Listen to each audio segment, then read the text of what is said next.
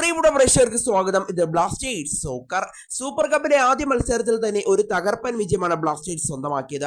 നിലവിലെ ചാമ്പ്യന്മാരായ ഈസ്റ്റ് ബംഗാളിന് എതിരില്ലാത്ത 2 ഗോളുകൾക്കാണ് ബ്ലാസ്റ്റേഴ്സ് തകർത്തത്. ആ വിജയത്തോടു കൂടി ഇപ്പോൾ ഇത്തവണത്തെ സൂപ്പർ കപ്പിന്റെ ക്വാർട്ടർ ഫൈനലിലേക്ക് യോഗ്യത നേടാനും ബ്ലാസ്റ്റേഴ്സിന് നിലവിൽ സാധിച്ചിട്ടുണ്ട്.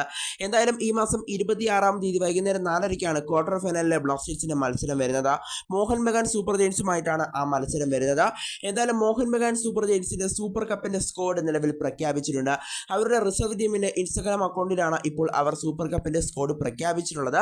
എന്തായാലും അവരുടെ റിസർവ് ടീം ആയിരിക്കും സൂപ്പർ കപ്പിൽ ഇറങ്ങുക എന്ന് നമ്മൾ മുമ്പ് തന്നെ അറിഞ്ഞതാണ്. മെയിൻ ടീമിൽ നിന്ന് സഹൽ അബ്ദുൽ സമദ് അടക്കമുള്ള ചില ഇന്ത്യൻ താരങ്ങളും സൂപ്പർ കപ്പ് കളിക്കാനായി ഉണ്ടാകും എന്നുള്ള അപ്ഡേറ്റുകൾ വന്നിരുന്നു. എന്നാൽ അവരുടെ സ്ക്വാഡ് ഇപ്പോൾ നിലവിൽ പ്രഖ്യാപിച്ചിട്ടുണ്ട്. എന്തായാലും നമുക്ക് വിശദമായതിന്റെ പരിശോധിക്കാം. അതിനു മുമ്പ് നമ്മുടെ ചാനൽ കണ്ടുപോകുന്ന ഏകദേശം 80% പേരും ചാനൽ ഇതുവരെയായിട്ടും ഒന്ന് സബ്സ്ക്രൈബ് ചെയ്തില്ല. അതുകൊണ്ട് ദയവായി എല്ലാവരും നമ്മുടെ ചാനൽ സബ്സ്ക്രൈബ് ചെയ്തേക്കാം. അപ്പോൾ നമുക്ക് ഇതിന്റെ വീഡിയോ തന്നെ കിടക്കാം. ഏതായാലും മോഹൻ ബഗാൻ സൂപ്പർ ജെയിൻസിന്റെ സൂപ്പർ കപ്പിന്റെ സ്ക്വാഡ് നിലവിൽ പ്രഖ്യാപിച്ചിട്ടുണ്ട്. അവരുടെ റിസർവ് ടീമിന്റെ ഇൻസ്റ്റഗ്രാം അക്കൗണ്ടിൽ പോയി പരിശോധിച്ചാൽ നമുക്കത് കാണാനായിട്ട് സാധിക്കും.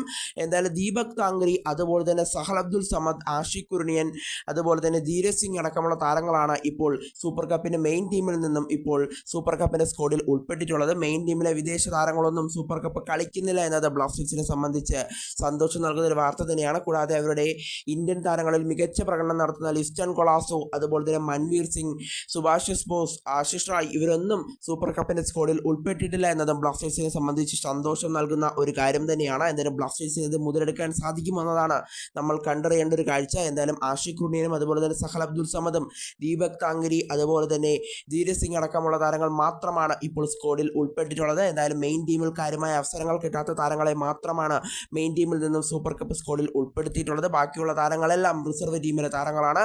എന്തായാലും അടുത്ത മത്സരത്തിൽ ക്വാർട്ടർ ഫൈനലിൽ വിജയിക്കാൻ സാധിച്ചാൽ നേരെ സൂപ്പർ കപ്പിന്റെ സെമി ഫൈനലിലേക്ക് ബ്ലാസ്റ്റേഴ്സിന് യോഗ്യത നേടാനാകും. ചരിത്രത്തിലാദ്യമായിട്ടായിരിക്കും ബ്ലാസ്റ്റേഴ്സ് സൂപ്പർ കപ്പിന്റെ സെമിയിലേക്ക് യോഗ്യത നേടുക. എന്തായാലും നമുക്ക് കണ്ടു തന്നെ അറിയാം ബ്ലാസ്റ്റേഴ്സിന് അത് സാധിക്കുമോ എന്നുള്ളൊരു കാര്യം.